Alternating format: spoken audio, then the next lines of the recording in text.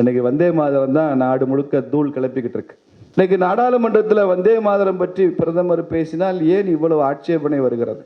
இப்போ மாத்திரமல்ல, 100 வருஷமா அந்த ஆட்சேபனை இருக்கிறதே. அப்படி அந்த வந்தே மாதரம்ன்ற வார்த்தைக்கு என்னதான் அர்த்தம்? அதற்கு என்ன பவர், என்ன ஆற்றல்? வந்தே மாதரம்னா என்ன பொருள்னா, தாயை வணங்குவோம்னு அர்த்தம். மாத்திரம்னா அம்மா. ஹிந்தியில சமஸ்கிருதத்துல மாத்ரு அப்படின்னு சொல்லுவோம். மாத்ரு தேவோபவ பித்ரு தேவோபவன்னு சொல்லுவோமே, அது மாதிரி மாத்திரம்ன்றது வங்க மொழி. மாத்திரம்னா அம்மா, வந்தேன்னா வணக்கம். தாயை வணங்குவோம் அப்படின்னு சொல்ற விஷயத்தை தான் இந்த நாட்டில் சில சமயவாதிகள் எதிர்க்கிறாங்க. காங்கிரஸ் கட்சி எதிர்க்குது, கம்யூனிஸ்ட் கட்சி எதிர்க்குது, திராவிட மாடல் எதிர்க்குது. நாடாளுமன்றத்தில் அவ்வளவு எதிர்ப்பு, பல வரலாறெல்லாம் கோட் பண்றாங்க. இதில் இந்த எதிர்ப்பு எல்லாம் ஏன் அப்படின்னா, தாயை வணங்குவோம்னு சொல்ற அந்த முழக்கத்துக்கு தான். இந்த மாதிரி ஒரு வேடிக்கை கூத்து நம்ம நாட்டை தவிர வேற எந்த நாட்டிலையும் நடக்காது. வந்தே மாதரம்னா தாயை வணங்குவோம்னு தான் பொருள். அதை பங்கிம் சந்திர சட்டர்ஜி 150 வருஷத்துக்கு முன்னால 875ல் ஆனந்த மடம் அப்படிங்கிற நாவல்ல ஒரு பாடலாக அதை சேர்த்தார். இந்த ஆனந்த மடம் நாவல் அது ஒரு புனைவு கதை. காவி உடை தரித்த இளம் சன்னியாசிகளை பற்றிய கதை தான் ஆனந்த மடம். அந்த காவி உடை தரித்த சன்னியாசிகள் எப்படி தேச விடுதலைக்காக சிந்தித்தார்கள், செயல்பட்டார்கள் வங்கத்தில் என்பதுதான் புனைவு கதை.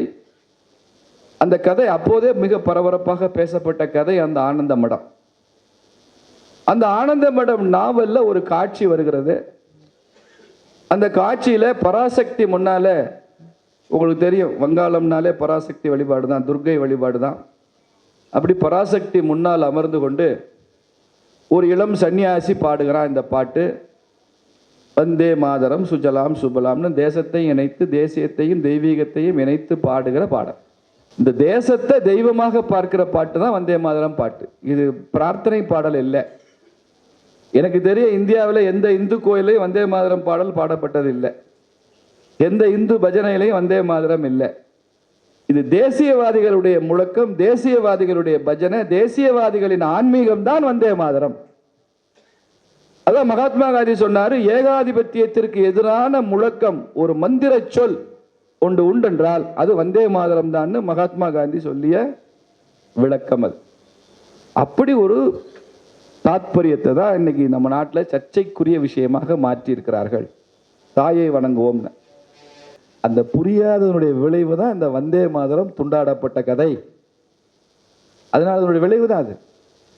ஏன்னா அப்ஜெக்ஷன் சொன்னவங்க என்ன சொன்னாங்க, அது மதசார்பின்மைக்கு எதிரானது, அதை நாங்கள் ஏற்றுக்கொள்ள மாட்டோம்னு, எங்கள் மத நம்பிக்கைக்கு எதிரானது. ஏன்? அந்த முதல் வார்த்தையே எங்களுக்கு எதிர்பார்க்கு. தாயை சொல்லுங்க, தாயை வணங்குவோம். பாரதி சொல்றான்ல, வந்தே மாதரம் என்போம் எங்கள் மாநில தாயை வணங்குதம் என்போம்னு. அந்த வணங்குதல் அப்படிங்கிற வார்த்தையை எங்களுக்கு எதிரானது. அவங்க நம்பிக்கை அவங்க சொல்றாங்க. இப்ப மாநகராட்சிகள் எல்லாம் வணக்கத்திற்குரிய மேயர் அப்படின்னு தான் சொல்லுவாங்க, மரபு. ஆனா ஒரு இஸ்லாமிய கவுன்சிலர் உள்ள இருந்தாருன்னா அவர் நாங்க அப்படி சொல்ல மாட்டோம்னு சொல்ற உரிமை அவருக்கு இருக்கு. ஏன்னா எங்களுக்கு வணக்கத்திற்குரியவர்ன்றது எங்களது கடவுளை மாத்திரம் தான் நாங்கள் சொல்லுவோம், இறை தூதரை மாத்திரம் தான் சொல்லுவோம், நாங்கள் இதை சொல்ல வேண்டிய அவசியம் இல்லை அப்படின்னு சொன்னால் அதை நாம் ஏற்றுக்கொள்கிறோம், தவறு இல்லை. அப்போ வணங்குவோம் என்பதை ஏற்றுக்கொள்ளவில்லை.